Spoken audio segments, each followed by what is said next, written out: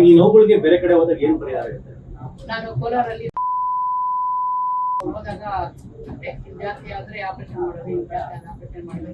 ಆಮೇಲೆ ಯೂಟ್ಯೂಬ್ ನೋಡ್ತಾ ನೋಡ್ತಾ ನಿಮ್ದೆ ಜಾಸ್ತಿ ನೋಡಿದ್ರೆ ಅಂದ್ರೆ ಯಾವ ನಾನು ಮಂಡಿ ನೋವಿದೆ, ಸ್ಪೈನಲ್ ಕಾರ್ಡ್ಗೆ ತುಂಬಾ ಇದಾಗ್ಬಿಟ್ಟಿದೆ. ಏನೋ ಇನ್ಫ್ಲಮೇಷನ್ ಆಗ್ಬಿಟ್ಟು. ಇನ್ಫ್ಲಮೇಷನ್ ಅಂದ್ರೆ ಏನಂದ್ರೆ ಏನು ಇನ್ಫ್ಲಮೇಷನ್ ಅದಕ್ಕೆ ಅರ್ಥನೂ ಹೇಳಿಲ್ಲ, ಏನು ಹೇಳಿಲ್ಲ.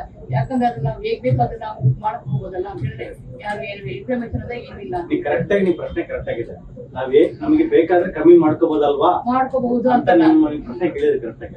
ನಾನು ಡಯಾಬಿಟಿಕ್ ಆಗಿ BP ಆಗಿ ಯಾವ ಜಾಸ್ತಿ ಮಾಡ್ಕೊಳಕ್ ಹೋಗಲ್ಲ.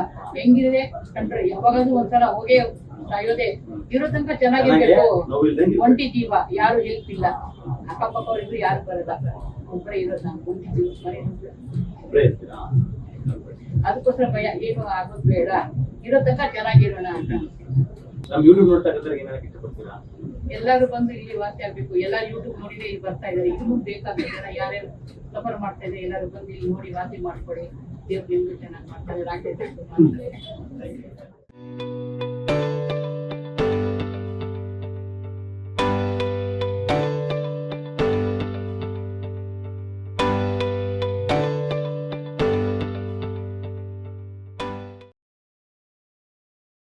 ಗರ್ಭಕೋಶ ತೆಗೆದ್ಮೇಲೆ ಹೆಣ್ಮಕ್ಳಿಗೆ ಮೂಳೆಗಳು ಟೊಳ್ಳಾಗ್ಬಿಟ್ಟು ಜೊತೆಗೆ ಸಂಧಿವಾತನೂ ಇತ್ತು ಅಂತಂದ್ರೆ ನಮ್ಮ ಬಾಡಿನಲ್ಲಿ ಆ ನೋವು ಹೇಳಕ್ಕಾಗಲ್ಲ, ಅಷ್ಟಿರುತ್ತೆ.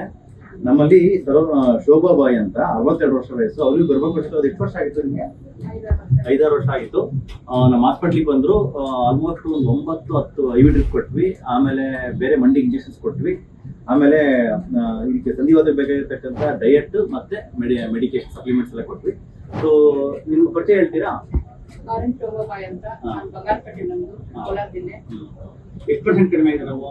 ಈಗ ಸೊಂಟ ನೋವು ಸ್ಪೈನಲ್ ಕಾರ್ಡ್ ಇಲ್ಲ ಇತ್ತು ಹಾಕೊಂಡಿದ್ರು. ಅದು 100% ವಾಸಿ ಆಗಿತ್ತು. ಸ್ಪೈನಲ್ ಕಾರ್ಡ್ ಪ್ರಾಬ್ಲಮ್ ಇಲ್ಲ. ಭಯ ಬಿಟ್ಕೊಂಡು ಬಗ್ಗಿ ಎದ್ದೋಳ್ತೀನಿ. ಎಲ್ಲಿ ಬಗ್ಗದಿರ ಏನ್ ಕೂಡ ಎತ್ಕೊಂಡ್ಬಿಡ್ತೇನೆ. ಭಯದಿಂದ ಬಗ್ಗೋದಿಲ್ಲ ನಾನು. ಇವಾಗ ಒಂದು ಸ್ಟಿಚ್ ಕೊಟ್ಟಿಲ್ಲ ನಮ್ಗೆ, ಸ್ಟಿಚ್ಚಿಂದ ಮಾಡ್ಬೋದು. ಅದು ಅವಾಗ ಓಕೆ, ಅವಾಗ ಮೂಳೆ ಟೊಳ್ಳಿತ್ತು ನಿಮ್ಗೆ. ಇವಾಗ ಬಗ್ಗದೆಲ್ಲ ಮಾಡಿ ತೊಂದರೆ ಇಲ್ಲ. ಈಗ ನಾನು ಒಬ್ಬಳೇ ಇರೋದು, ಅದಕ್ಕೋಸ್ಕರ ನಾನು ಭಯ ಇಲ್ಲ. ಮತ್ತೆ ಮಂಡಿ ಕಡಿಮೆ ಆಗಿದೆ? ಮಂಡಿ ನೋವು 90% ಆಗಿದೆ. ಇನ್ನೊಂದು ಲಾಸ್ಟ್ ಟೈಮ್ ಕೊಟ್ಟರೆ ಮತ್ತೆ ಬೇರೆ ಏನೇನು ಬೆನಿಫಿಟ್ ಆಗಿದೆ ನಿಮ್ಗೆ? ಗ್ಲೋ ಆಗುತ್ತೆ. ಇನ್ನ ಗ್ಲೋ ಇತ್ತು. ಇವಾಗ ಟ್ಯಾಬ್ಲೆಟ್ಸ್ ಸ್ಟಾಪ್ ಮಾಡಿದ್ವಿ, ಕಡಿಮೆ ಫುಲ್ ಬೆಳ್ಳಿಗಿದೆ. ಪೌಡರ್ ಬೇಕಾಗಿರಲಿಲ್ಲ ಆ ತರ.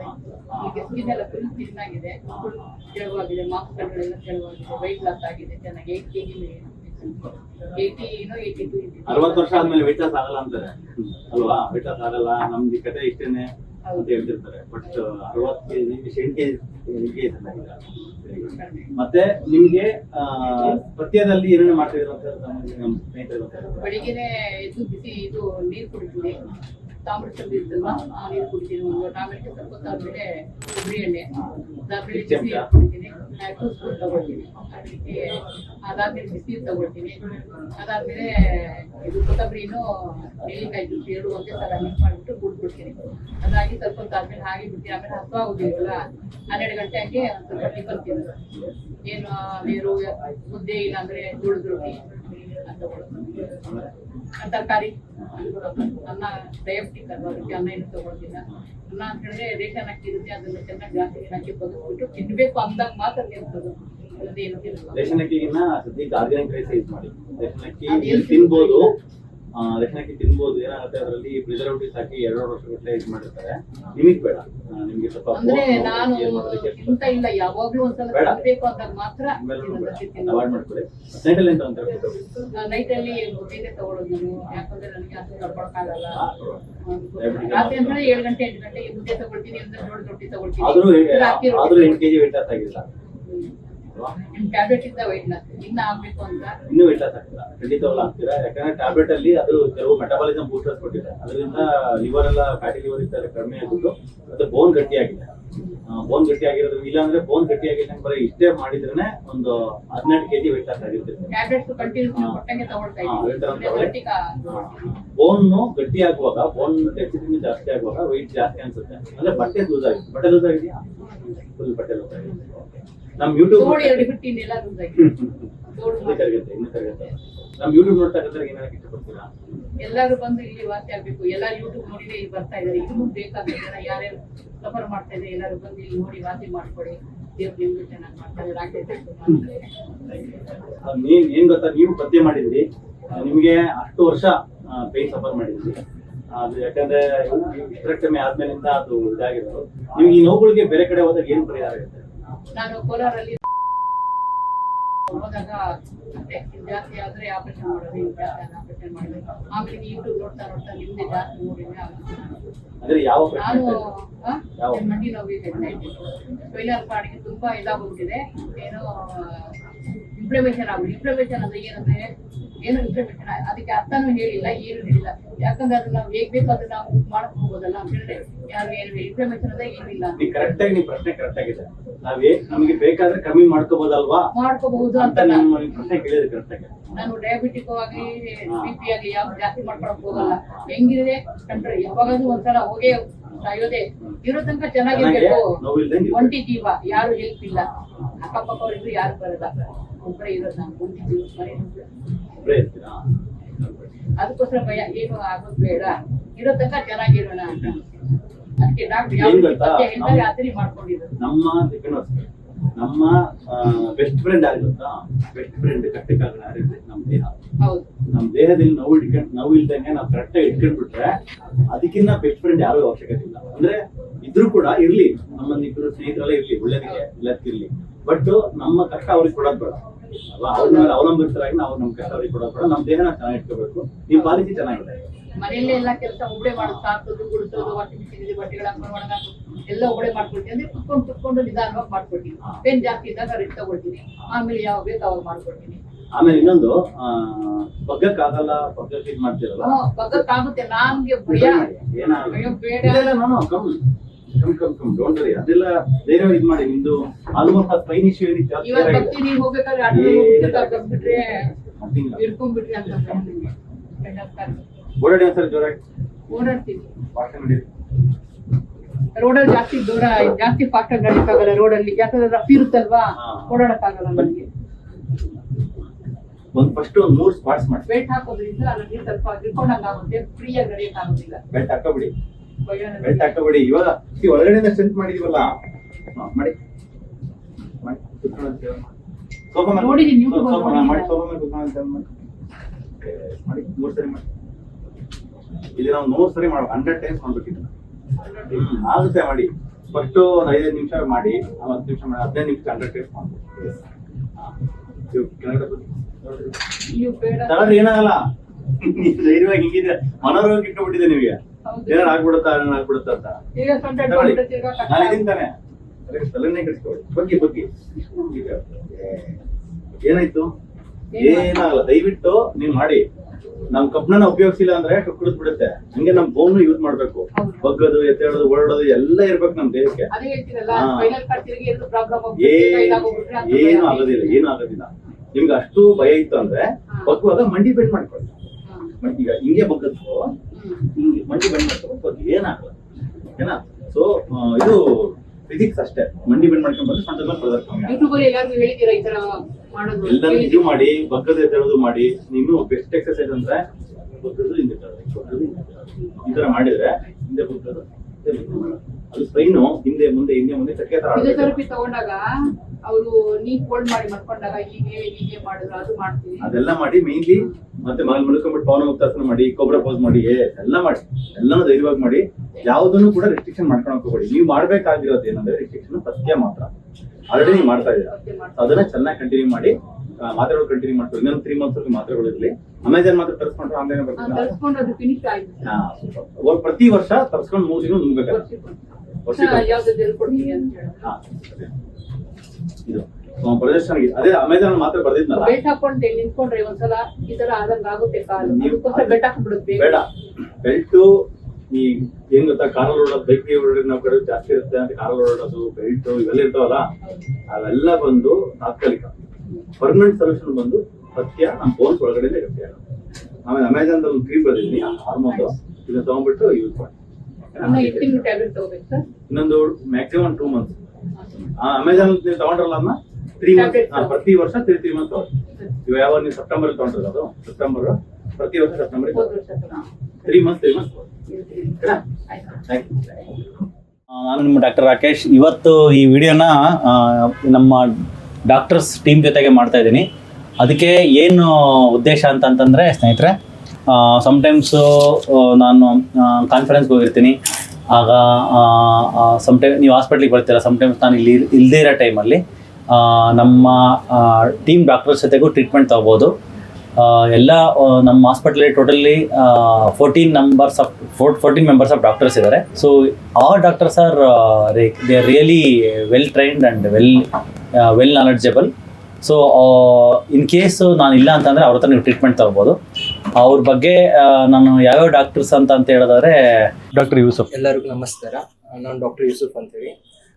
ಇಲ್ಲಿ ಕ್ಲಿನಿಕ್ ನಲ್ಲಿ most of the root cause find ಮಾಡ್ತೀವಿ. ಜಸ್ಟ್ ಸಿಂಪ್ಟಮ್ಯಾಟಿಕ್ಲಿ ಟ್ರೀಟ್ ಮಾಡೋದಿಲ್ಲ. ಬಹಳಷ್ಟು ಡಾಕ್ಟರ್ಸ್ ಸಿಂಪ್ಟಮ್ಯಾಟಿಕ್ಲಿ ಟ್ರೀಟ್ ಮಾಡಿ ಕಳಿಸ್ತಾರೆ. ನರ್ವ್ ಪೇನ್ ಇದೆ ಜಸ್ಟ್ ನರ್ವ್ ಪೇನಿಗೆ ಮೆಡಿಸಿನ್ಸ್ ಕೊಟ್ಟು ಕಳಿಸ್ತಾರೆ. ನಾವು ಅದು ಯಾಕೆ ಕಾಸ್ ಏನಿದೆ, ಬಾಡಿನಲ್ಲಿ ಬಹಳಷ್ಟು ಚೇಂಜಸ್ ಇರ್ತವೆ, ಟಾಕ್ಸಿಕ್ ಎಲಿಮೆಂಟ್ಸ್ ಇರ್ತವೆ, ಅದೆಲ್ಲ ನೋಡ್ಕೊಂಡು ರೂಟ್ ಕಾಸ್ ಫೈಂಡ್ ಮಾಡಕ್ಕೆ ಟ್ರೀಟ್ ಮಾಡ್ತಿರೋದು. ಡಾಕ್ಟರ್ಸ್ ರಾಕೇಶ್ ಸರ್ದು ಗೈಡೆನ್ಸ್ ಚೆನ್ನಾಗಿದೆ. ಅವರು ಟ್ರೀಟ್ಮೆಂಟ್ ಪ್ರೋಟೋಕಾಲ್ ಹೇಗಿದೆ ಅಂತ ಹೇಳಿ ಅದೇ ಚೆನ್ನಾಗಿ ಫಾಲೋ ಮಾಡ್ತಿರೋದು. ಎಲ್ಲರೂ ಇಲ್ಲಿ ಬರ್ರಿ, ನಿಮ್ಗೆ ಡೆಫಿನೆಟ್ಲಿ ಒಂದು ಕ್ಯೂರ್ ಆಗ್ತದೆ ಸರ್. Thank you sir. ಎಲ್ರಿಗೂ ನಮಸ್ಕಾರ. ನನ್ನ ಹೆಸರು ದೀಕ್ಷಿತಾ ಅಂತ. Have been practising integrated medicine and functional and regenerative medicine. ಇಲ್ಲಿ ಡಾಕ್ಟರ್ ಹೀಲಲ್ಲಿ ಕ್ರಾನಿಕ್ ಡಿಸೀಸಸ್ ಅಂದ್ರೆ ಥೈರಾಯ್ಡ್, BP, ಶುಗರ್ ಅಂಡ್ ಜೊತೆಗೆ ಪೇನ್ ಮೆಡಿಸಿನ್ಸ್ ಇದನ್ನೆಲ್ಲ ಪ್ರಾಕ್ಟೀಸ್ ಮಾಡ್ತಿದೀವಿ. We are doing it in a holistic approach. ಅಂದ್ರೆ ಡಯಟ್, ಸಪ್ಲಿಮೆಂಟ್ಸ್, ಯಾವ ರೀತಿ ಊಟ ಮಾಡಬೇಕು, ಜೊತೆಗೆ ಯಾವ ಸಪ್ಲಿಮೆಂಟ್ಸ್ ಬೇಕು ಬಾಡಿಗೆ, ಅಂಡ್ ಅದ್ರ ಜೊತೆಗೆ ಕೆಲವೊಂದು ಓಝೋನ್ ಥೆರಪಿ, ಕೀಲೇಷನ್ ಥೆರಪಿ, ಈ ಎಲ್ಲ ಹೋಲಿಸ್ಟಿಕ್ ವೇ ಅಲ್ಲಿ ಒಂದು ಕ್ರಾನಿಕ್ ಡಿಸೀಸಸ್ ನಿಮ್ದು ಏನಿದೆ ಅದನ್ನ ರಿವರ್ಸ್ ಮಾಡೋದಕ್ಕೆ we are striving hard under doctor Rakesh guidance.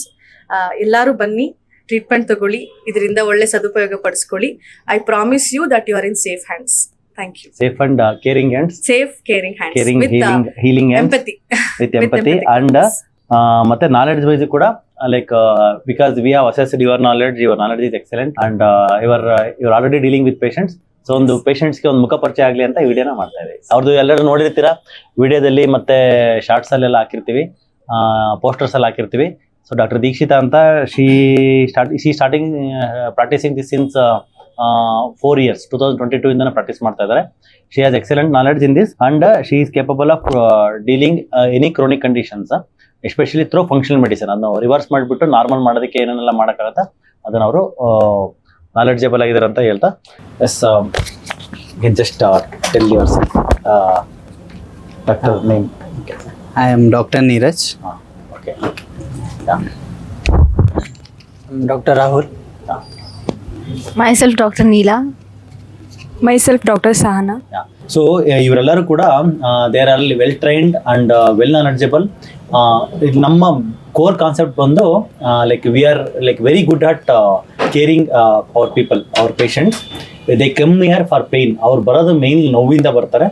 ಆ ನೋವಿಂದ ಬರೋರಿಗೆ ಸರಿಯಾಗಿ ಕೇರ್ ಕೊಡೋದೆ, ಇನ್ನೊಂದು ಮತ್ತೆ ನೋವು ಕೊಡೋದಕ್ಕಿಂತ ನಾವು ಮೇಯ್ನ್ಲಿ ಫೋಕಸ್ ಮಾಡೋದು ಆ ಒಂದು ಕೇರಿಂಗ್ ಹಾರ್ಟ್ ಇದೆ, ಅದು ಎಲ್ಲರಿಗೂ ನಾವು ವೆಲ್ ಟ್ರೈನ್ ಮಾಡಿದ್ದೀವಿ.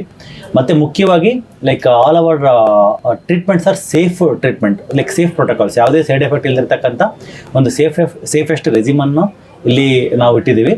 Hour doctors are equally trained in all these things and ಅವರು ನಾವು ಹೆಂಗೆ ಏನೇನು ಲಾಸ್ಟ್ ಕಪಲ್ ಆಫ್ ಇಯರ್ಸಿಂದ ನಮ್ಮ ಜೊತೆಗಿದ್ದಾರೆ. ಮತ್ತು ನಾವು ಯಾವ್ಯಾವ ರೀತಿ ಟ್ರೈನಿಂಗಲ್ಲಿ ಏನು ಹೇಳಿದ್ದೀವೋ, ಅಬೌಟ್ ಇದರ್ ಲ್ಯಾಬ್ ಟೆಸ್ಟ್ ಬರೆಯೋದಾಗ್ಬೋದು, ಪ್ರಾಪರ್ ಪೇಷಂಟ್ ಬಂದರೆ ಅವ್ರನ್ನ ಕಂಪ್ಲೇಂಟ್ಸ್ ಕೇಳೋದಾಗ್ಬೋದು, ಎಕ್ಸಾಮಿನೇಷನ್ ಮಾಡೋದು, ಕ್ಲಿನಿಕಲ್ ಎಕ್ಸಾಮಿನೇಷನ್ ಆಗ್ಬೋದು, ಒಂದು ಕ್ಲಿನಿಕಲ್ ಡಯಾಗ್ನೋಸಿಸ್ಗೆ ಅರೈವ್ ಆಗೋದಾಗ್ಬೋದು, ಮತ್ತು ಆ ಡಯಾಗ್ನೋಸಿಸ್ ಕನ್ಫರ್ಮ್ ಮಾಡೋಕ್ಕೆ ಬೇಕಾಗಿರ್ತಕ್ಕಂಥ ಕೆಲವು ಬ್ಲಡ್ ಟೆಸ್ಟ್ಸ್, ಲ್ಯಾಬ್ ಇನ್ವೆಸ್ಟಿಗೇಷನ್ಸ್ ಆಗ್ಬೋದು. ಆಮೇಲೆ ಅದಾದಮೇಲೆ ದೆನ್ ವಾಟ್ ಎವರ್ ದ ಟ್ರೀಟ್ಮೆಂಟಲ್ಲಿ ಬಂದು IV ಇಂಜೆಕ್ಷನ್ಸ್ ಏನು ಕೊಡ್ತೀವಲ್ಲ, ಆ IV injections properly either IV vitamin C or Myers cocktail, ಈ ಥರ ಏನು ಡಿಫ್ರೆಂಟ್ ಟೈಪ್ಸ್ ಆಫ್ ವಿಟಮಿನ್ಸ್ ಯಾವ ಪೇಷಂಟ್ಗೆ ಏನು ಕೊಡ್ಬೇಕಂತ ದೇ ಆರ್ ಟ್ರೈನ್ಡ್. ಆ್ಯಂಡ್ ಮುಖ್ಯವಾಗಿ ಲೋಕಲ್ ಪ್ರಿಕ್ಸ್ ಅಂದರೆ ಮಂಡಿ ನೋವು ಇಂಜೆಕ್ಷನ್ಸ್ ಬಂದ, ಸೊಂಟ ನೋವಿರೋರು ಬಂದರೆ, ಅಥವಾ ಲೋಕಲ್ ಜಾಯಿಂಟ್ಸ್ ಪೇನ್ ಇರೋರು, ಕುತ್ತಿಗೆ ನೋವಿರೋರು, ಅಥವಾ ಡಿಸ್ಕ್ ಬಲ್ಜ್ ಇರ್ತಕ್ಕಂಥದ್ದು ಯಾವುದೇ ಕೇಸಸ್ ಬಂದ್ರೂ, even HLA-B27, all autoimmune conditions, rheumatoid arthritis, ಎಲ್ಲ ಕಂಡೀಷನ್ಸಲ್ಲೂ they are well trained. What type of injections they are suppose to give local ಪ್ರಿಕ್ಸಲ್ಲಿ, ಮಂಡಿಗೆ ಇಂಜೆಕ್ಷನ್ನು, ಸೊಂಟಕ್ಕೆ ಇಂಜೆಕ್ಷನ್, ಕುತ್ತಿಗೆ ಇಂಜೆಕ್ಷನ್ ಅಂತ they are well trained. And ಮುಖ್ಯವಾಗಿ ಇದೆಲ್ಲ ಆದಮೇಲೆ ಅವರು ಡಯಟ್ ಎಕ್ಸ್ಪ್ಲನೇಷನ್ ಅಂತ ಬರುತ್ತೆ. ಆ ಡಯಟ್ ಎಕ್ಸ್ಪ್ಲನೇಷನಲ್ಲಿ ಫಸ್ಟ್ ಟೈಮ್ ಅಥವಾ ಸೆಕೆಂಡ್ ಟೈಮ್ ಏನೇ ಬಂದರೂ ಕೂಡ ಅವ್ರಿಗೆ depending on the blood investigations ಮತ್ತು ಡಿಪೆಂಡಿಂಗ್ ಆನ್ ದ ನಿಮ್ಮ ಹೊಟ್ಟೆ ಸ್ಕ್ಯಾನಿಂಗ್, ಫ್ಯಾಟಿ ಲಿವರ್ ಇದೆಯೋ ಇಲ್ಲ ಅನ್ನೋದ್ರ ಮೇಲೆ ಆ ಡಯಟ್ನ ಡಿಸೈಡ್ ಮಾಡ್ತಕ್ಕಂಥ ಒಂದು proper well plan diet plan, customised diet plan ಅವ್ರಿಗೂ ಗೊತ್ತಿದೆ. ನಮ್ಮ ಡಯಟಿಷಿಯನ್ ಪ್ರೀತಿ ಅಂತ ಇದ್ದಾರೆ, ಅವ್ರಿಗೂ ಗೊತ್ತಿದೆ. ಸೊ ಅದೇ ಥರ ನೆಕ್ಸ್ಟ್ ಬಂದು ಏನು ಒ ಪಿ ಡಿ ಮೆಡಿಸಿನ್ಸ್, ನೀವು ಮನೆಗೆ ಹೋಗ್ಬೇಕಾದ್ರೆ ಏನು ಮಾತ್ರೆಗಳು ತಗೊಂತಲ್ಲ, ಲೈಕ್ ನೆಕ್ಸ್ಟು 1 ಮಂತ್ಗೆ ಏನು ಮೆಡಿಸಿನ್ಸ್ ತಗೊಂತಾರ, ಆ ಮೆಡಿಸಿನ್ಸಲ್ಲಿ ಯಾವುದು ಸೈಡ್ ಎಫೆಕ್ಟ್ ಆಗಿರ್ತಕ್ಕಂಥ ಸೇಫ್ ಆಗಿರ್ತಕ್ಕಂಥ ಡ್ರಗ್ಸ್ನ ನಾವು ಇಲ್ಲಿ ಸಿಸ್ಟಮಲ್ಲಿ ಪ್ರೋಟೋಕಾಲ್ ಮಾಡಿಟ್ಟಿದ್ವಿ. ಅವ್ರಿಗೂ ಗೊತ್ತಿದೆ, ಈಚ್ ಆ್ಯಂಡ್ ಎವ್ರಿ ಡ್ರಗ್ ಅವ್ರಿಗೆ ಲೈಕ್ ಮನದಟ್ಟಾಗಿದೆ. So we have train them about these things very well. So ಇಷ್ಟು ಇದು ಮಾಡಿದ್ವಿ. ಮತ್ತು ಬ್ಲಡ್ ರಿಪೋರ್ಟ್ ಬಂದಮೇಲೆ ಆ ಬ್ಲಡ್ ರಿಪೋರ್ಟ್ ಪ್ರಕಾರ ಏನೇನು ಮೆಡಿಕೇಷನ್ಸ್ ಅಪ್ಡೇಟ್ ಮಾಡಬೇಕು ಅಂತ. ಸಮ್ಟೈಮ್ಸು ಲೈಕ್ ಅಪಾಯಿಂಟ್ಮೆಂಟ್ ತೊಗೊಂಡಿರ್ತೀರಿ, 90-95% ಆಫ್ ದ ಟೈಮು ಇದು ಈ ಥರ ಆಗಲ್ಲ. ನಾನು ಇಲ್ಲದೇ ಇರುವಾಗ ಯಾವಾಗಾದ್ರೂ ನೀವು ಬಂದಾಗ ಸಪೋಸ್ ನಾನು ಹಾಸ್ಪಿಟ್ಲ್ ಇಲ್ಲ ಅಂತಂದರೆ ದಯವಿಟ್ಟು ಡಿಸಾರ್ಟೆಡ್ ಆಗಬೇಡಿ. ಯಾಕಂದರೆ mainly focus into advance trainings. These days Chennai conference video ಹಾಕಿದ್ದೆ ನೋಡಿದ್ರಿ, ಮುಂಬೈ ಕಾನ್ಫರೆನ್ಸ್ ವಿಡಿಯೋ ಹಾಕಿದ್ದೆ ನೋಡಿದ್ರಿ, ಮತ್ತು ನೇಪಾಳ್ ಕಾನ್ಫರೆನ್ಸ್ಗೆ ನೆಕ್ಸ್ಟ್ ಅಪ್ಕಮಿಂಗ್ ಡೇಸಲ್ಲಿ ಹೋಗ್ಬೇಕಾಗತ್ತೆ. ಮತ್ತು ಇನ್ನೂ ಲೈಕ್ ಸುಮಾರು ಟ್ರೈನಿಂಗ್ ಇದೆ, ಕೊಯಮತ್ತೂರು ಟ್ರೈನಿಂಗ್ ಇದೆ, ಮತ್ತು ಪೊಳ್ಳಾಚಿ ಟ್ರೈನಿಂಗ್ ಇದೆ. ಅವೆಲ್ಲ ಟ್ರೈನಿಂಗ್ ಹೋದಾಗ ಸಮ್ಟೈಮ್ಸು ಬರೋಕ್ಕಾಗಿಲ್ಲ ಅಂತಂತಂದರೆ ನಾನು ಇಲ್ಲೇ ಇರುವಾಗ ಇವ್ರ ಹತ್ರ ಟ್ರೀಟ್ಮೆಂಟ್ ತೊಗೊಳ್ಳಿ. ಲೈಕ್ ಅವರು ನಿಮ್ಮನ್ನು ನಾನು ಯಾವ ಥರ ಟ್ರೀಟ್ಮೆಂಟ್ ಕೊಡ್ತೀನೋ ಅದಕ್ಕೆ ಈಕ್ವಲಿ ಕಾಂಪಿಟೆಂಟಾಗಿ ಅವ್ರು ಟ್ರೀಟ್ಮೆಂಟ್ ಕೊಡ್ತಾರೆ, ಅಷ್ಟೇ ಕೇರಿಂಗ್ ಮಾಡ್ತಾರೆ. So please you can trust them and you can take the treatments.